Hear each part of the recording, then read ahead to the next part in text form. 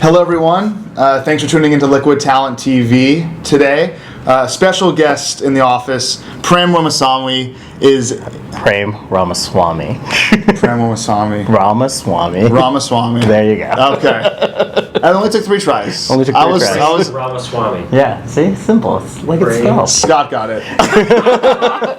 You worked with me for 6 years. Prem and I have worked together for a long time, and one would think I would have his first and last name fully down. I don't, but that's okay. We're still good buddies. We're good friends. And in full disclosure, Prem is advising Liquid Talent, which we're thrilled about and just really fortunate to have you on board. Thank you. You've been working with us for 6, 7, 8 months now. It's been a long time. I have. Thank you for the advisorship, my friend. Well, it's been fun being on board and being part of the ride. Yeah, thanks so much. So we met at Google. We were doing community affairs work, thinking about how to build goodwill and do something good with all the resources we had behind us at the company, and I think we did some great work. You spend most of your time at google.org. Yeah, I spent the last, I'd say 2-3 years or so at google.org. Okay. Working on basically crisis response, which was a product that we created in the aftermath of the Haiti earthquake, looking at how we can use our technologies in the aftermath of natural disasters or humanitarian crises. What's one of your favorite stories or moments from the crisis response team?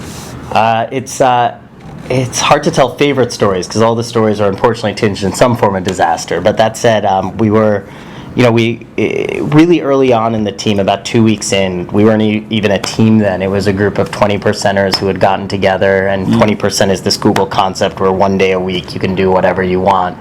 And so we had all raised our hands and volunteered to help out to see what we could do with the Haiti earthquake. We were asked to go down to Haiti as a group of us, and it was about 2 weeks into the earthquake. We didn't know what we were stepping into, and I was there with a team of 6 people for about 5 days. And on the last day, it's a tiring and kind of an emotional experience being down there and hearing all the pain and suffering that's going on.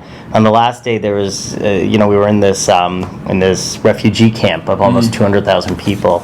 Wow. And it's a big tent city, essentially, and they had all gotten together and put together an ad hoc kind of gospel church service where they were all singing and dancing, and it was a very interesting moment because you're sitting there and you're thinking about how tired and emotionally spent you are, and here are people who have essentially lost their homes, family members, and they're singing and dancing and really smiling and enjoying themselves, and it really put things in perspective for me. That's really beautiful. Yeah, it was a really touching moment. What were you doing before .org? So before .org, I was in network infrastructure, making the web faster.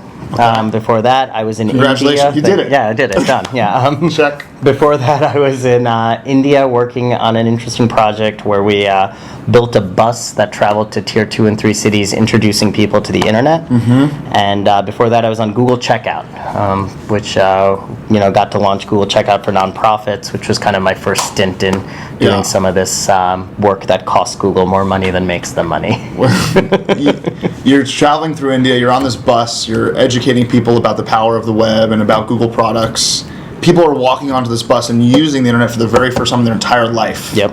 Was it pretty special? I mean, you see their eyes just light up. Yeah, it's an awesome experience. There's certain magical moments that a person has. So, for example, when the person is zooming in on Google Earth and they see their house, or they see their school, or they see their bus stop even, and they're just like, whoa, it's like madness to them. It's completely unbelievable that this is happening. And it's quite a cool experience to see. We did this with, our target was school children, but we had the parents come on board and the teachers come on board too, because these are the enablers. Yeah. And it's amazing to have the kids coming on board in the morning during the daytime, and then in the evening you see the same kids dragging their parents on board.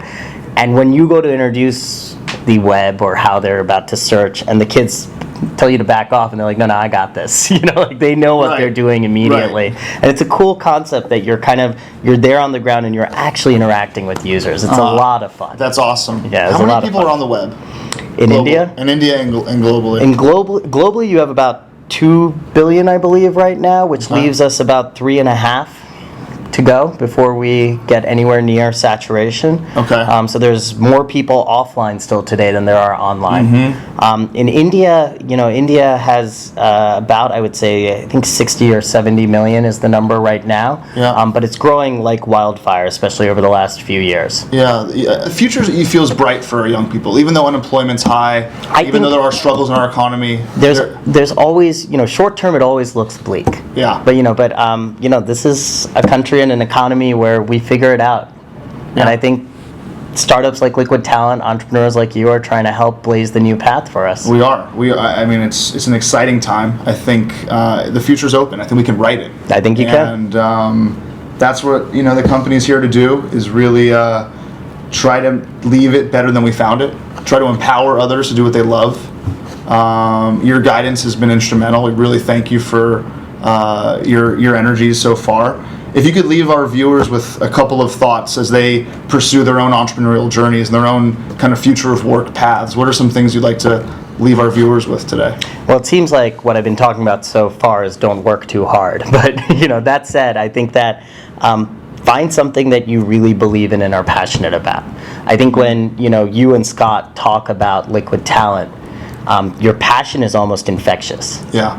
So when you asked me to come on board as an advisor, I think the idea you had was less important to me than how interested you were in that idea. How much you could sell me and pitch me on it is shown in how much you believe in it itself, right? And I think that if everybody out there kind of works on the thing they are most passionate about, the things they are most interested in, you have a better chance of succeeding at it. Yeah. It's easy to work the job just to make the buck. It's much harder to find the job you like going to on a Monday morning. Right. It's really nice advice. Find the passions, find what you love to do, and do it as fully as you can. Thank you for your time on Liquid Talent TV today. Thank you for being an advisor of the company, and hope to have you on here soon again. Of course. Thank you.